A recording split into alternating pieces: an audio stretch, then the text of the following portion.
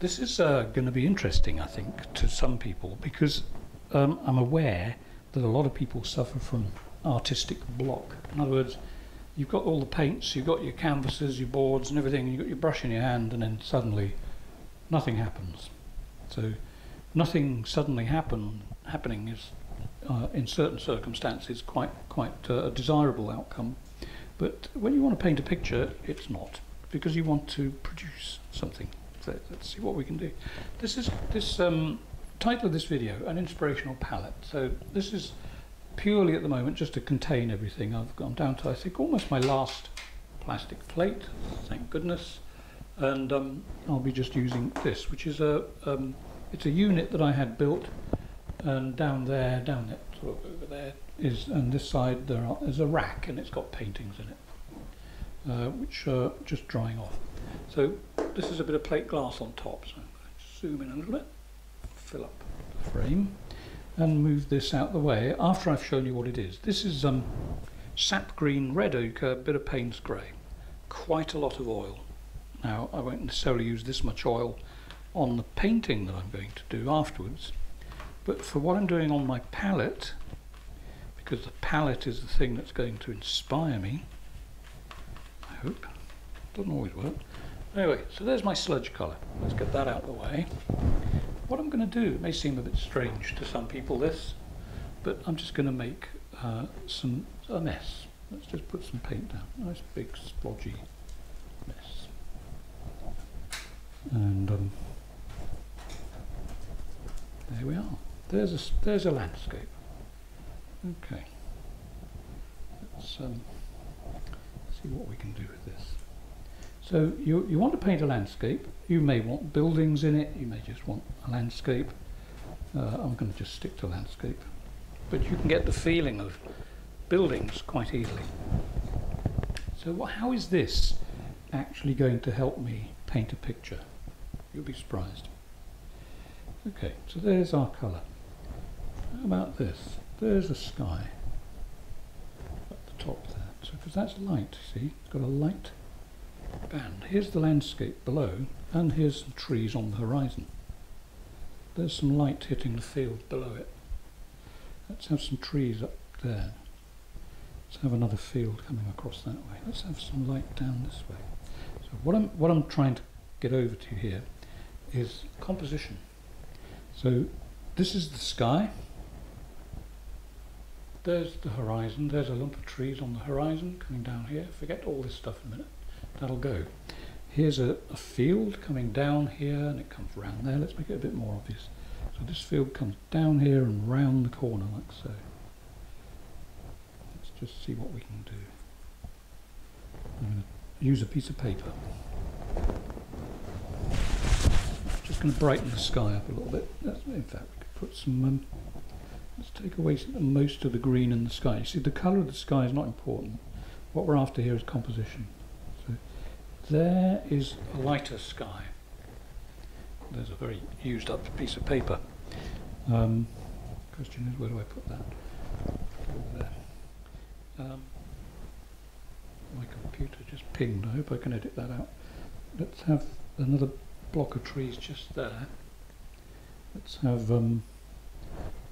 let me think. Let's have a lighter field and some tall trees. Once I've done this one, I'm going to do some quick ones in succession, just to give you an idea of how fast you can come up with an idea. So let's have this field down here, like so. We've got all this light on the ground down there. See, my paintings aren't all dark and miserable. Up here we've got trees, and then I think down here in the foreground we'll have some taller trees. It's just this is not obviously not intended to be a finished painting. This is just to give you an idea of how you can work out a composition. And as you know, composition is to balance the picture and also to direct the viewer in certain parts of the painting. Some roundish, billowing, cloudy shapes. They may not show much on the video, but anyway. So there we are. There's some trees down there. We could have a little bit of light on the on the trees over here, a little bit of sort of bit of texture, just a few dabs like so. And let's move that over a bit there. So there's one idea for a landscape. So basically what it's got light here going this way, up to the sky. The sky obviously can be made much more interesting. Just put some of the colour back. Again, don't worry that it's green. That doesn't matter. It can be any colour you like. And particularly in a toneless painting, because basically they had fun. So I could put some shapes up in here that look like clouds swirling around. So see, it's quite fast. And then if you decide that you don't really like that one, you can just take it all away. Let's just, before I do that though, let's just sort of brighten it a little bit along there. There we are. So there's one possible composition. So I'll now change that. Let's just change it like so, quite fast. Let's go back to our sludge colour.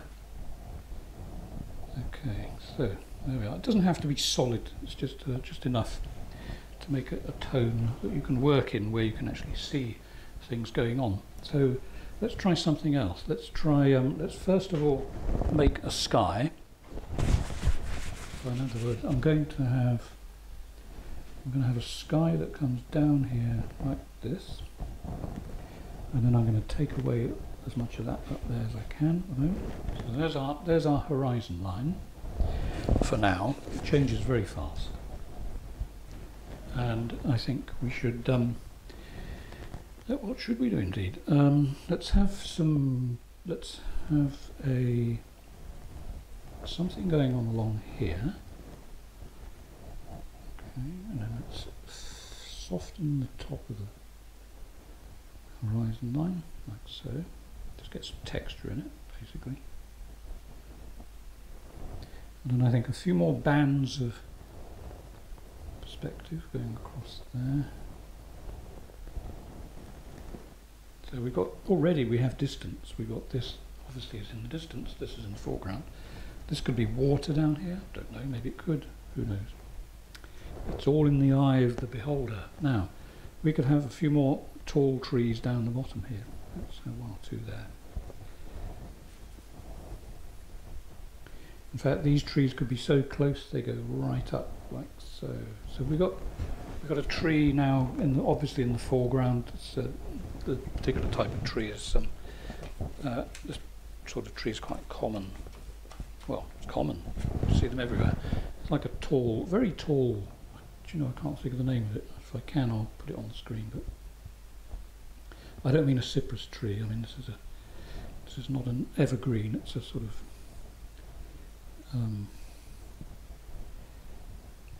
loses its leaves. It's deciduous. Anyway, so one of those there, and in fact there could be some in the distance. Just by using the corner of the brush, we could have a few over there, maybe.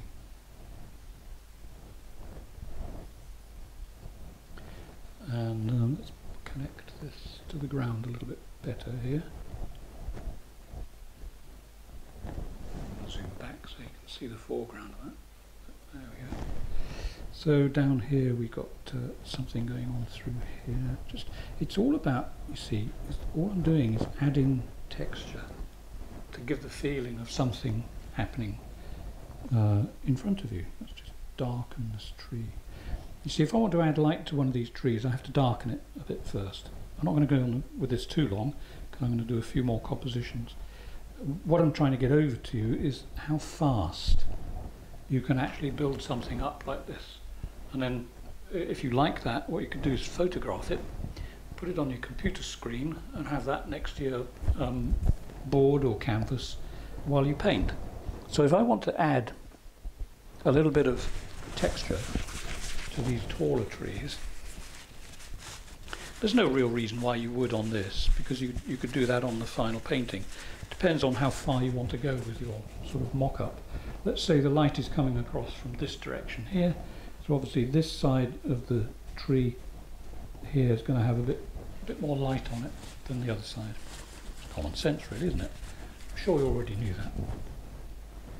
And again, it's just a touch. I'm not going to spend any time on this. There we go. And so there's another one. So you could photograph that, and there would be another painting for you. Okay, that's that one. Let's get rid of that. Now, some people, when they're first starting painting, they want absolute simplicity. So I'll show you some absolute simplicity, seeing as though you asked. So there's another patch, right? Okay, so let's say we're going to have as simple as you can get it. Let me think. Let's do it. Okay, let's have a completely straight horizon going across there.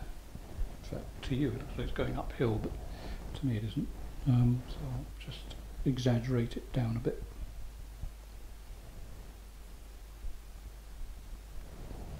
Slightly better, not a lot, but anyway. So the sky, all I'm going to do up in the sky is just sort of swirl it about, break up the brush marks, in other words.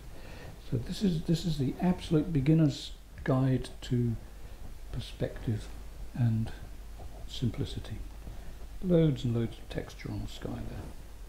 What you could do, although I wouldn't bother myself, but if you're doing this for just working out something, you know, just to work up an idea for a painting, you wouldn't necessarily want to go this far.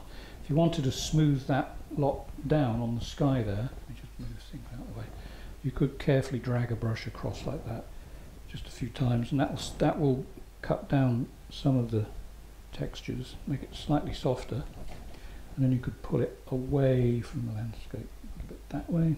That will give you another effect. It's quite nice. Taking the brush marks off so it becomes much more monotone. And then another piece of paper. So what should we do? We could say, right, so this is going to be a simple sky or a sunset. People like sunsets. Position your sunsets not in the middle. The middle is never good. Don't divide a painting into four. It's bad enough dividing it into two. In fact, I wouldn't even recommend doing what I've done there. I would take off the bottom. So this is the painting now underneath the span of my hand. So all this stuff down here is gone. So it's just that bit. In other words, 2/3 sky, 1/3 landscape. Get rid of this. Okay, so what we've got, let's make it into a nice, even more simple shape. There we are. Okay. So we could say, right, we're going to have the sun either rising or dropping, setting, but not the middle. Move it to slightly to the right or left if you must, but the preferred place for a composition is always this side. So you could then lighten the sky in that area a little bit more. Again, not spending too much time on this because it's just a quick sketch. So what I'm after is just a light area. I'm not trying to make it finished or anything like that. These spots in the sky are just, I think they're screws that have been filled. They just happen to show up, not on the camera. So the landscape here, I'm going to start giving it a bit of perspective. And the way that I'm going to do that, without kicking my camera, I hope, is to just run the brush back and forth, like so. In other words, on there, making the shapes get bigger as they get to the bottom. I'm going to nip off the bottom in a minute because I've undone what I wanted to do. So dead simple, except for maybe a few trees just there breaking that little bit of light here. So in other words, this bit of light there goes behind this lump of trees. I'm going to exaggerate the lump of trees just a little bit because it comes over on the video better if I do that. And shapes just by moving the brush slightly, contrast Contrast is the key to giving the illusion of detail. So we've got a simple line along there, a little bit of stuff going on in the foreground. When I say stuff, what I mean is things that you can't explain. It's just texture that looks as though it means something.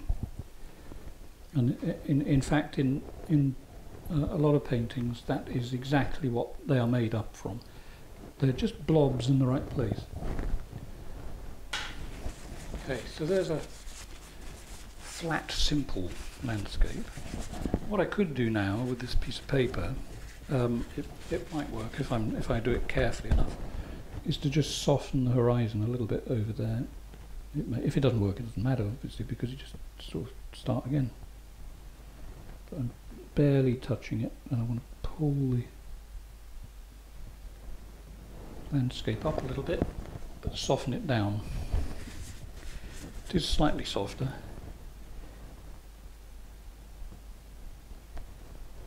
Like so. Even if you put in a strong line like that one over there, it doesn't matter. Obviously, you just take it off. And then maybe we'll add a few up and down clouds.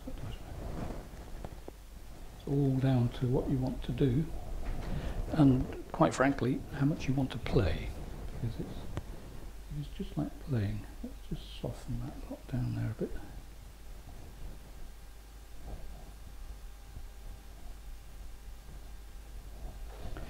There we are. So there's another quick one.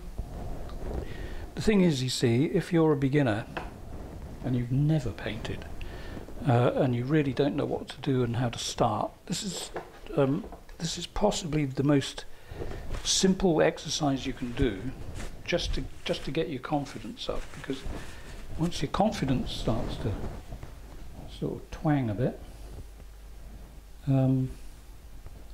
everything becomes easier. So there we are. There's a little painting. Painting now. I could leave this. I won't, because the glass cost a lot of money. But you can paint on glass. Just ready. I know people will ask me this because it's been asked before. Yes, you can paint on glass. Oil paint sticks to glass very well, and I can vouch for that, because if you're slightly lazy, and I admit it, I can be lazy. No, really, I can. It's no good insisting I can't. I can. I sometimes leave my palette and it doesn't get cleaned for, a week. Maybe I'll leave it, and I keep walking past it, thinking, oh, I must clean that. Anyway, by a week, usually it's quite dry and crisp. And obviously then it takes a little bit of doing to get the paint off. So I just score it using this. What's that, just make some scrapes all over it, and then I tip lighter fuel on it, just a little bit, because you don't need much. Just leave it for 20 minutes or so, and the paint comes off quite well. And open the window as you do it to get the fumes out.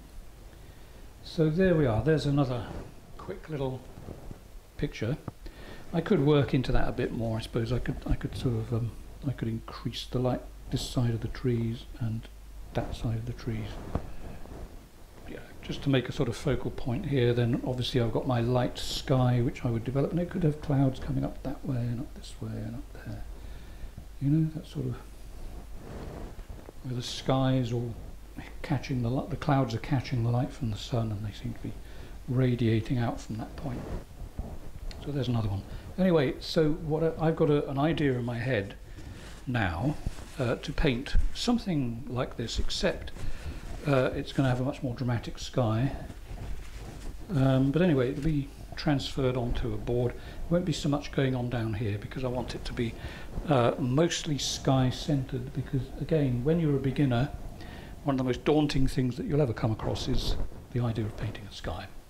So this is going to have to go. Say goodbye to the painting. Oh, in fact, as you demolish it, you can also do things like this.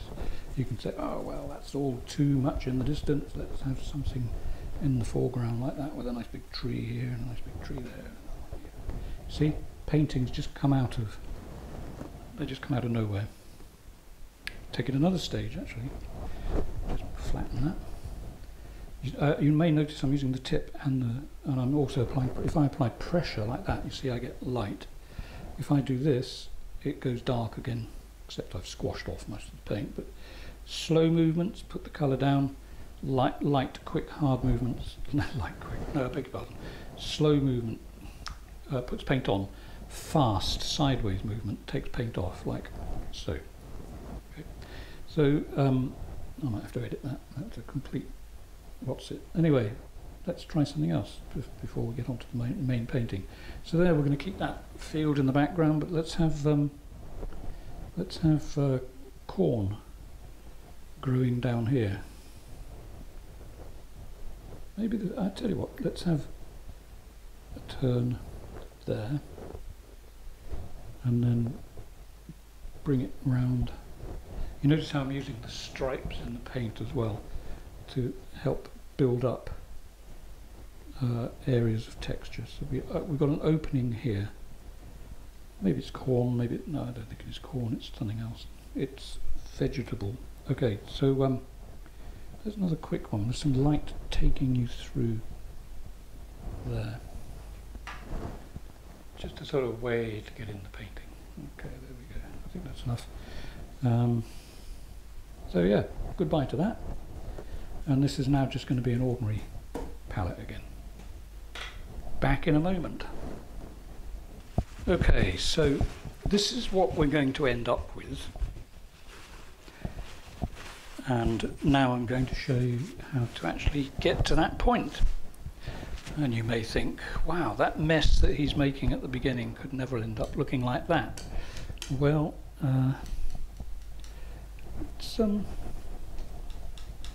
it does happen sometimes. You know, I mean, I have painted pictures, excuse me prattling on while I'm just mixing a bit of paint here. I have painted pictures that, well, attempted to paint pictures which just don't get made into videos. Because perhaps I was having an off day or something, so don't worry if things do go completely wrong, it doesn't matter. It's just one of those things. Even concert pianists make mistakes. Occasionally singers sing out of tune, and obviously painters occasionally sometimes completely screw up. So this is going to be an interesting one because it's an idea in my head. I mean, they're all basically, well, I suppose they are the same, but you could say a lot of Monets look the same, and a lot of Van Goghs look the same, but I just happen to like skies, but I don't mean skies like they're skies. I mean skies that mean something, and unless it means something, I don't want to know.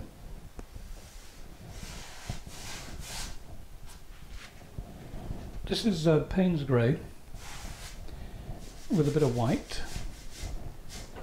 I never use black, so I won't make my grey just from black with white added. I tend to like Payne's grey. It's just one of those things. We've all got our own little quirks. That's just one of my quirks. This is a sky that I saw a few nights ago. The actual landscape is different, but the essence of the sky is the same. And the landscape is going to be simple because I don't really care if people don't look at the landscape. It's just something that I'm putting in the bottom there, just to, for now anyway. I mean that's the way. It's just the way I work. Keep it unbelievably relaxed, and then maybe if things do go wrong, nobody will notice. But maybe that's just me being modest. Anyway, so yeah, dead simple landscape. Quickly as you can bang it out. You can hear the fact that there's not a lot of paint on there. It looks pretty dark, but it's if there was a lot of paint on there, it wouldn't be squeaking like that. So this is somewhere that I've been. There is this place in England called Dartmoor, which is in the southwest of England. And if you've ever been to Dartmoor, you might understand what this is, why I'm doing this. It's just a place that I really like. If I could, I'd live there. But I'm in France. How the heck did I end up in France? Anyway, been here quite a while now, but it may not be forever. So, there we are, basic, simple, little bit of landscapery at the bottom there. And just get some colour down there. Very subdued colour, because frankly, tonalism, I'll try not to go, well, maybe I will go into lecture mode, I do sometimes, but some people don't mind, other people I think would rather I just talk about the painting that I'm working on. But anyway, I'll try and keep out of lecture mode. Maybe you could let me know. I could give you a lecture on an artist that I admire in my next video. Turner would be easy, Constable would be easy. But maybe there's another artist you'd like to know about, like Degas or Monet, one of those people. And or even people like Vermeer, another one of my favourite painters. Put a little something else. Before I get onto the sky, I want, what do I want? I think I want some kind of divider there. So everything, this side of that line will be that tone, like so. And then we've got a nice bit of contrast next to it. But it's going to be like the impression, I think, of a road.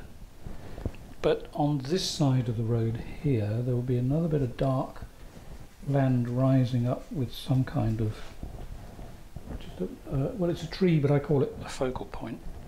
But it is a tree, or a bunch of trees, like so.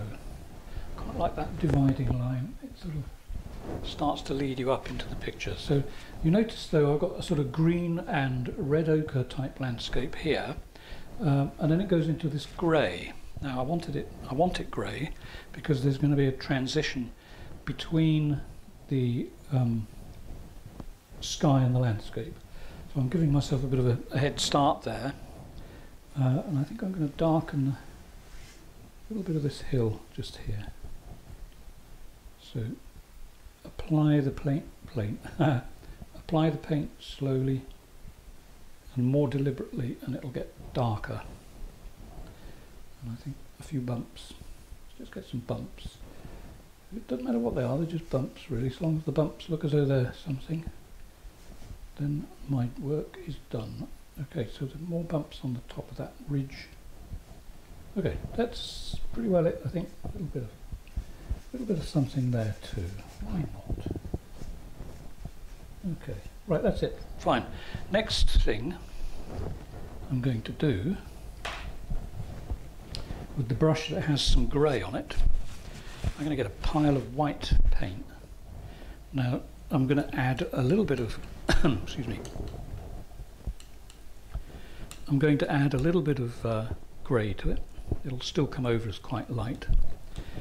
And while I'm jabbering away here, all I'm doing is mixing this colour with a bit of white, which gives me this colour, which may look like white when I put it on the painting, but it is quite off-white. So I have a nice big streak of that. Don't worry about blobs, there's some blobs there. Blobs are not a problem. That's a little bit there with too much grey in it, but even that, nothing is a problem. Everything is fixable. Once you start painting, and supposing I've never painted before, and I am nervous about what I'm going to do, and I think that on my palette I just got white, but when I put it on the painting, something terrible happens. I've got these dark bits here, look at that. Oh, how terrifying. Dark bits in the white. What am I going to do with that? Well, what you're going to do with it is make it work to your advantage. If it's on the palette, just mix it in with the rest of the white, turn it into another grey. In fact, I might even stick, am I going to stick some red in it? Maybe not yet. Okay, and then just push it onto the board, like so, back and forth a few times. Turn the knife sideways for precision, because if you're doing this, you see, everything under there is lost to your eyesight. If you do this, you can see exactly where you're going. You can come back the same way, back and forth, until you actually get the paint where you want it. Now, the beauty of painting something like this from your imagination rather than a photograph is that it doesn't matter if you go wrong. No one will know, because no one has seen this painting, this place in your painting before. It's just somewhere in your head, and you're just creating your interpretation of what it was or is that you saw. I'm not even going to worry too much up here about what it looks like, because now the paint is on there. I could have just put it on with a brush, but I prefer this. It just seems faster. Maybe it isn't faster. Maybe I'm deluded. I don't mind being a bit deluded. Now then, I've added a bit of oil. When I say a bit of oil, I mean enough so that it isn't drippy. And all I'm going to do is smooth that lot out now. Just give it a quick push back and forth. I want plenty of white on there.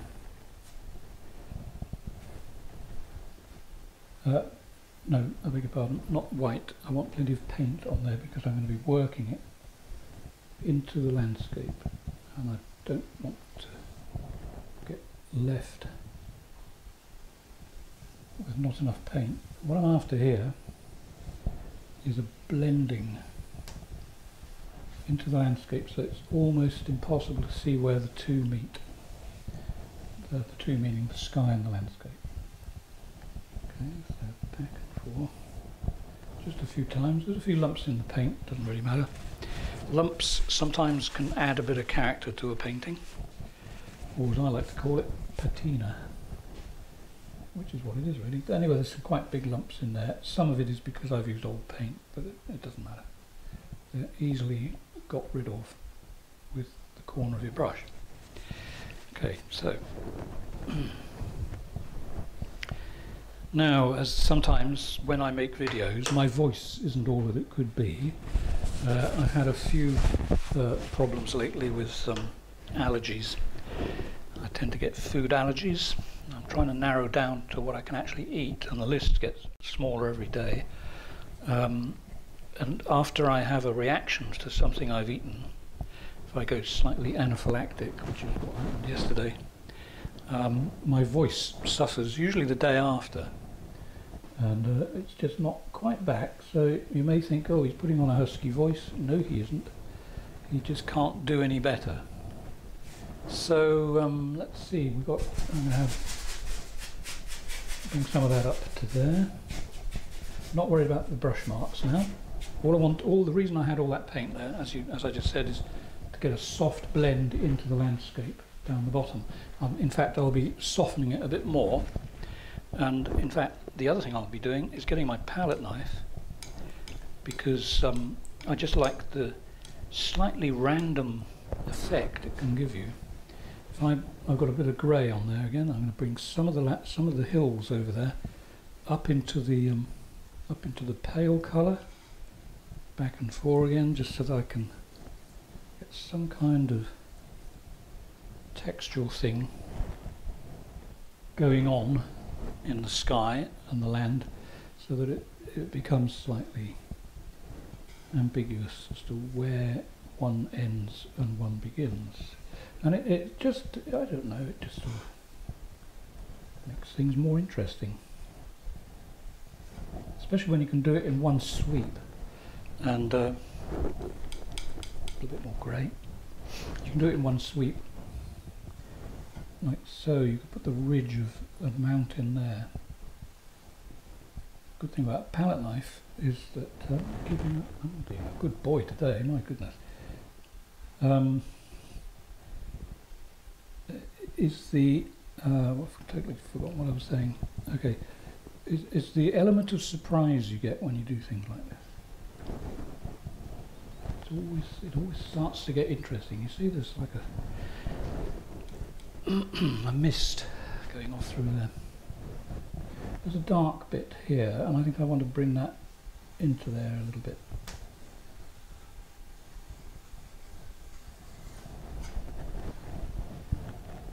There'll be lots more done on that in a minute. I want to get on the sky in a second. In fact, I'm like a when I'm going to paint a sky, which I consider to be interesting, I'm a bit like a puppy waiting at the door to be let out, so that it can go and pursue something in the garden and or play with something. And okay, so here's another little tip with the sky. Some of this I'm sort of making up as I go along. I mean, I've done this before, but I wasn't intending doing the sky quite like that. But what the heck, you know? As I say to anyone, particularly people who came here for lessons in 2019, just do what you like. Just it doesn't matter what you do. You see, I could be doing that all over the painting. It doesn't really matter what I do. Okay, you can just sort of free yourself up. Just get some colour on there, and worry about what it's going to look like later. And I'll show you. Obviously, if you've seen my videos, you'll know what I'm going to do. Probably it involves a big brush. Let's have a little bit of dark there. Had to happen, didn't it? Bit of dark in one of my skies. Not exactly a rare occurrence, is it? Okay, let's have a little bit of that there. And I think I'm just going to do a little bit of speeding up on the sky. I don't mean I'm going to speed the video. I'm going to just get a lump of colour.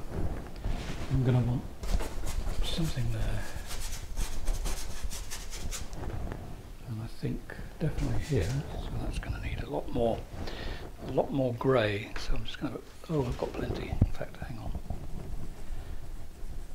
a little bit more. I'll be putting a bit of red ochre in the sky. This is something people do have trouble sometimes getting their head around. How can you put brown in the sky? Well, you know, there's a simple answer to most things. You can just do it. There's nothing mystical about it. The sky can be any colour you want, and you've all seen colourful sunsets. I know that. You know, I don't have to say how many of you have seen colourful sunsets, because you've all seen them, really. And the colours you get in a sunset or in a sunrise are quite fantastic. Everything from turquoise to purple to red to mauve, whatever you name it, it's been in a sunset. So this is obviously at one end of the day. Could be the beginning, could be the end, doesn't really matter. So why can't it have some brown in it? Let's get some interest going up here. Oh, question time. Okay, I do get asked some questions on YouTube.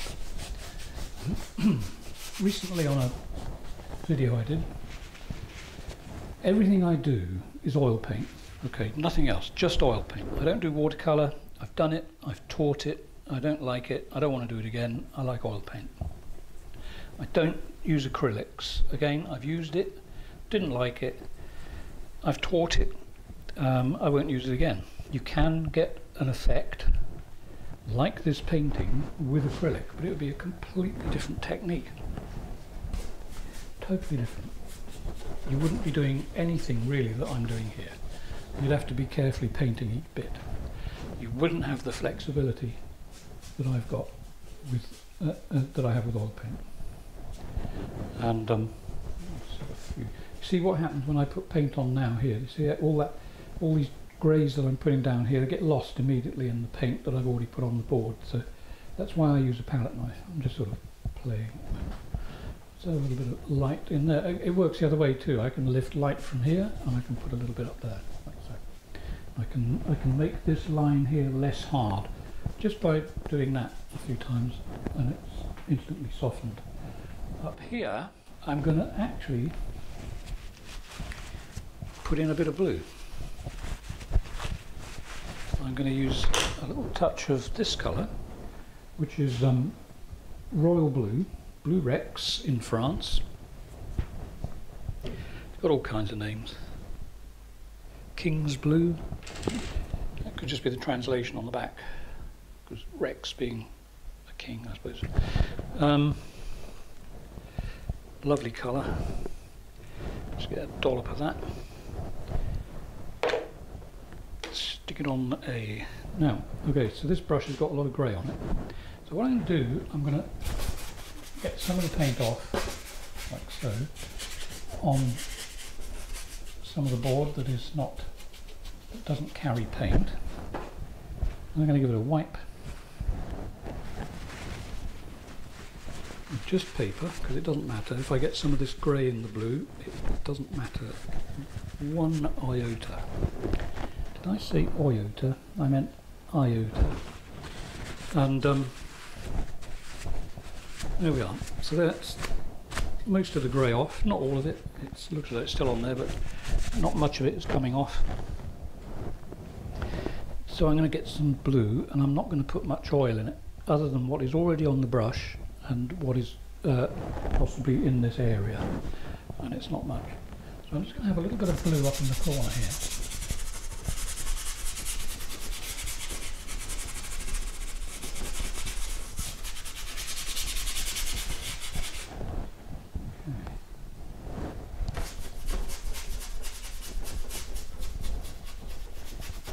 And then the grey that I put on the board, I'm going to push into it a little bit. Now when you get a hair, just touch it with the corner of your brush and peel it off, like so. Okay. So anyway, back to whatever I was saying ages ago. If you're a beginner, okay, I was right at the beginning of the video, wasn't it? If you're a beginner, it's daunting, and I know it's daunting. I remember when I first started painting. I think I really started when I was about 14, 15, and I painted a pigeon. I was still at school, obviously, at that age, and I actually sold the painting. I was so pleased, because I think I got about £1 or £2 English, and back in those days that was actually okay, particularly for a 14-year-old. So I was quite pleased. That sort of fired me up a little bit to paint more, but I soon got tired of painting birds. Just didn't seem to do it well. I just got bored. I didn't want to be a bird artist, so I started painting other things. But the thing about painting, the point I'm trying to get over in my very clumsy way here, is that if you're a complete beginner, just try and feign confidence. Even if you don't feel confident, paint as if you've got it, and then look at what happens to your work. Look and see what actually appears on your canvas or your board, and you'll be surprised at actually what happens.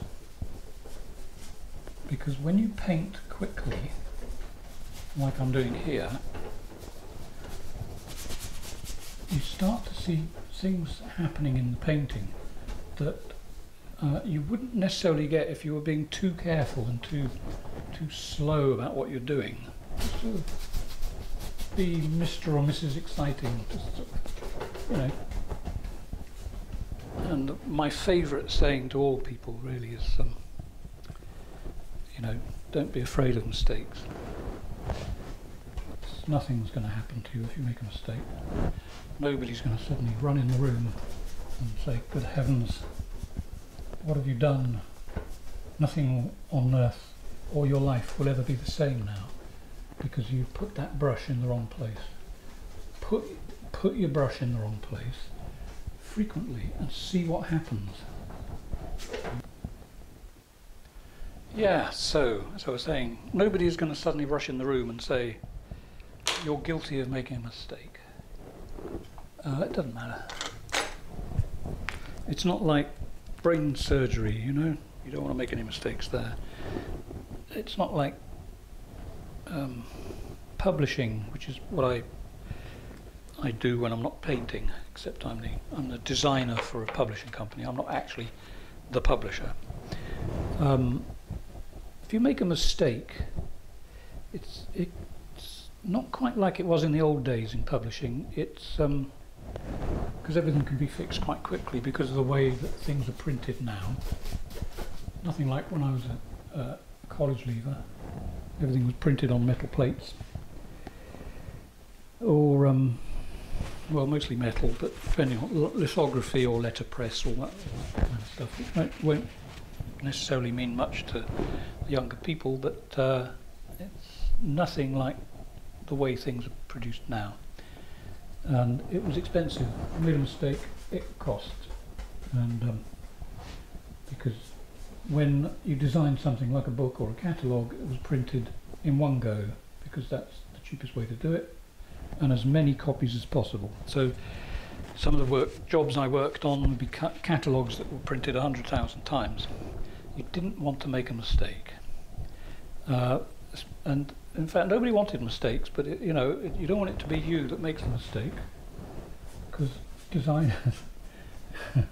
designers back then could end up in the stocks having rotten vegetables thrown at them, and you don't want that. So here now I'm going to start pushing paint into there, right, with a brush, because it's going to be a little subtle, a few subtle marks going on in there.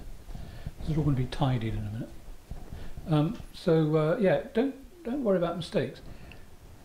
In fact, make them.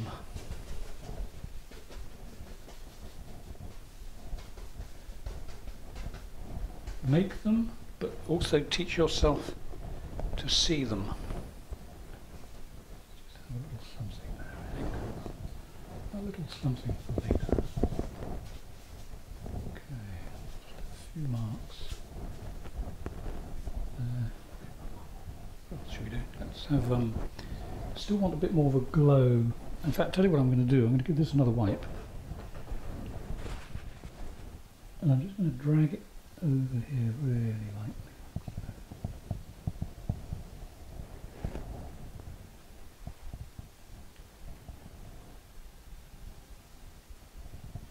Very, very light touch. Look for the marks that you make. Look for the ones you want to keep. Destroy the ones you don't want. But even then, don't completely destroy. Do it carefully so that you get to see what it is that's happening to the painting. Okay, right. Newish brush. Slightly grubby, but it's okay.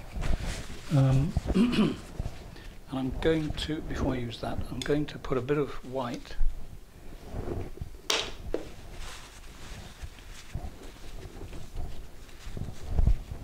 as clean as I can get it. I'm just going to put a little bit along there.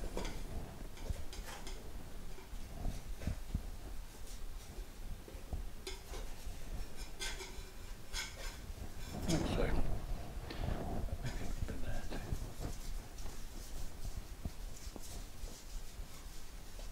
Okay. So the next thing, yeah, I want to get a bit of red in there. I'm going to get a tiny amount of when I find the brown, tiny amount of red ochre. Now I did this.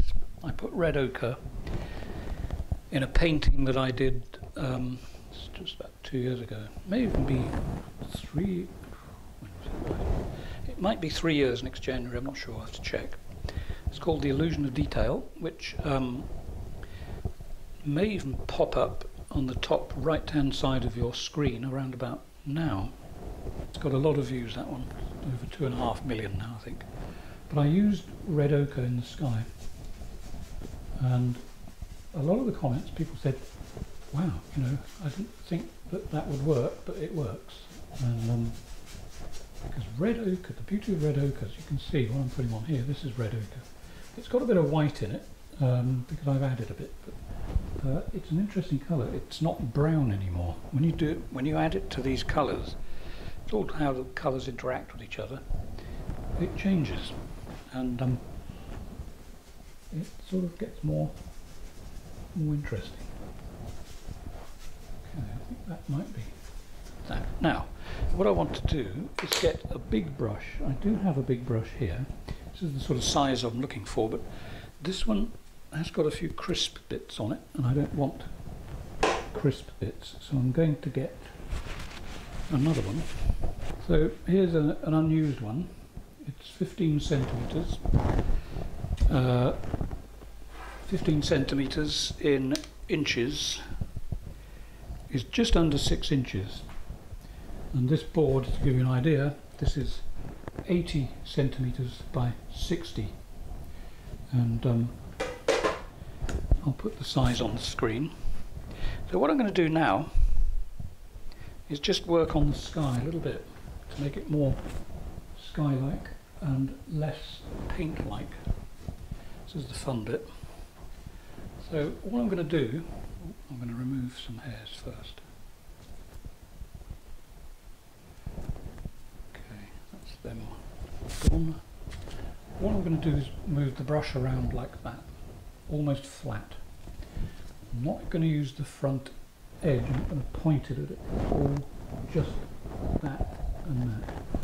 So in other words, almost, in fact, the wood of the handle is almost going to touch. So I'm going to have a nice broad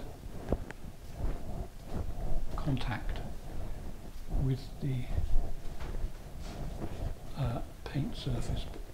Unbelievably light touch. See, there's just a little bit of tiny residue of paint on the brush there, and when I find my big roll of paper, I'll just give it a wipe.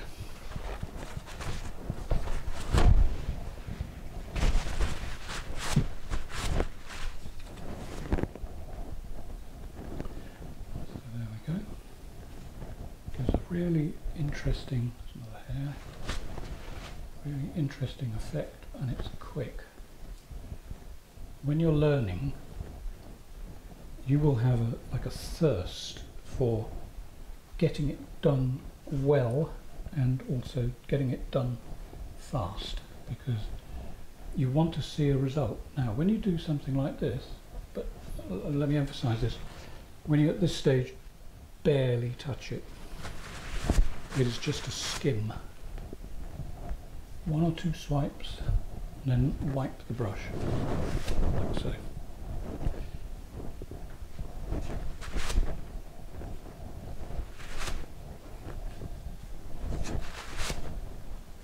You can hear every time I'm wiping it down because there's more paint along the bottom. So I don't want to pick a lot of that up. All I'm doing is blurring it. I don't want to particularly move it to another part of the picture. So it's just like one touch, wipe. Maybe the odd touch going downwards, wipe. Okay. In fact, let's do another one. Let's do one there. See? Now you may not be able to see that. I'm going to try zooming in. It doesn't always work. I may have to refocus a bit. Okay, it should be in focus. So you're seeing this area here, right? Now, in fact, I'm also going to angle the thing down a little bit so you can see the horizon. There we go. So I can do the downward movement to get it to look as though there's mist coming into the landscape. Here, there's a stonking great hair there. No, there isn't. You do get a problem with hairs coming off, or bristles coming off your brush, particularly when you don't spend too much money on them, but eventually the hair will stop coming out. So if I now pull this down, there's another one. Well, it's definitely suffering from hair loss today. There we go. So you could bring it down like that, just a few touches into the actual landscape. Into my sort of wet, drizzly Now there's a question for you. I know that most of you are watching this from America, because that's where most of my viewers are. Do you use the word drizzle to describe rain, or is that a British thing? I wonder. We say drizzle. Maybe in America you say something else, like a smattering of rain, or I don't know, something else. Just taking off a few lumps here.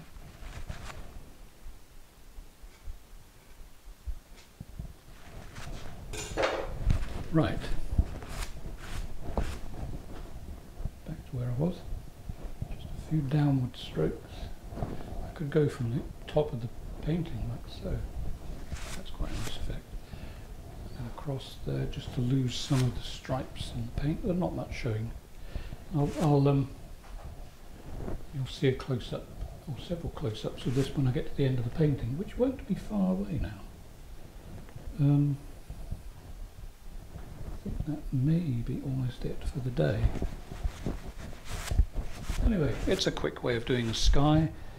I hope that it helps you not worry. Don't worry about what you're doing. Worry will hold you back. Just be as relaxed and laid back as possible. If you're the same age as me, possibly at one time you were a hippie, and you can't teach a hippie anything about being laid back and relaxed, because we mastered it. I'm going to put a little bit of light in the landscape there, and I'm going to zoom back so you can see what I actually just did. Okay, so I added this pale line. In fact, I want to increase that. Then I'm done. But while I'm doing it, let me just tell you the usual stuff. I'm not teaching one-to-one at the moment, because obviously it's difficult. But I am teaching on Zoom, so if you want to be in one of my Zoom classes, I'll put the info in the box below, and you can contact me via the link, which will also be there, to my website. If you go to my website, go to the contacts page, that's where you can get in touch, and you never know, you may get to see me do this live. And also after an hour of painting, we have a session where we just talk, have a chat about the painting and painting methods and anything you like. And you just keep going while I'm filling you in on all this stuff. I have a Patreon page, and if you do become a patron, you get a reduction on the cost of the lesson. You'll have to go to my website to sort that out. I could try and explain it to you, but me and numbers don't get on. It's all self-explanatory, I think. And I was going to do something here. What was it? Either light in the sky. I think light in the sky. So we're going to have a little burst of light just over there. I know I got in the way there, so I apologise.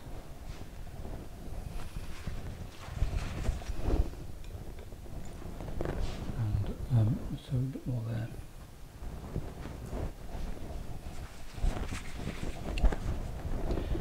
And a little bit more above it. So now, because I put that on there, and it's thickish paint. It's not very thick, but it's thickish. How do I explain? How do I explain thickish? Oh, well, I don't know. But it's not very lumpy, but slightly bumpy. Is that specific enough? Anyway, I'm going to smooth it. No, I could leave it like that.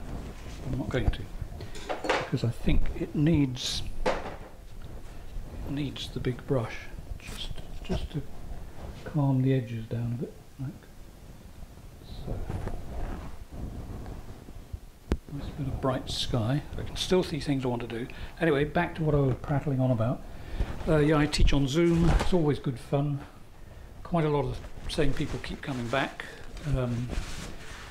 which I'm extremely grateful for. It's a nice bunch of people too.